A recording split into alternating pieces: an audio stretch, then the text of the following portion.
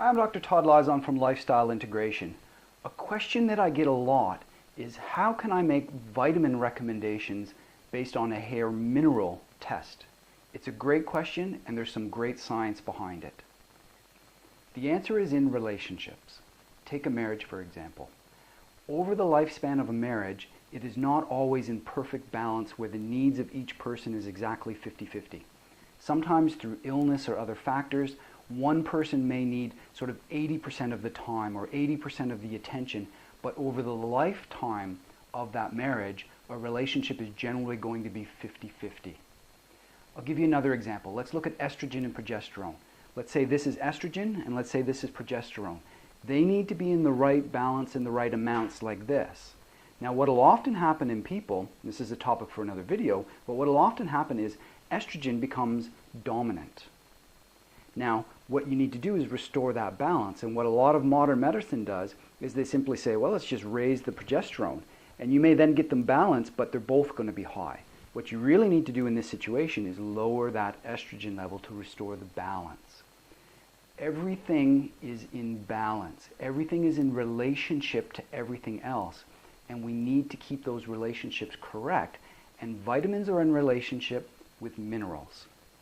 Let me give you an example.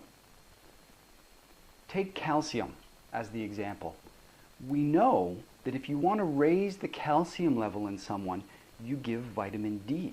That is a synergistic relationship. In other words, vitamin D is in relationship with calcium and it has a helping aspect to things. It tends to increase the level of calcium. I'll give you another example. And this is an example of an antagonistic relationship where one thing actually lowers or affects it. Take copper. Copper is a common mineral that tends to go high in the body and create problems. And when it goes high, it is antagonistic to vitamin C and niacin. And what ends up happening is when the copper levels go high, that person becomes deficient in vitamin C and niacin because of the relationship between the two. You can see the relationships here on the board, how copper lowers vitamin C and lowers niacin. So again, you can determine the vitamin needs, in this situation niacin and vitamin C, based on how much copper is in the body. That's how you can determine vitamin needs from a hair mineral test.